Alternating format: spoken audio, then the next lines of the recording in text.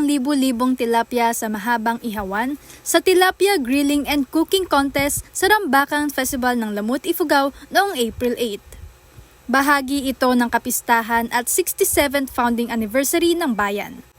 Sumali ang 18 na mga barangay para ipakita raw ang pagkakaisa ng mga mamamayan.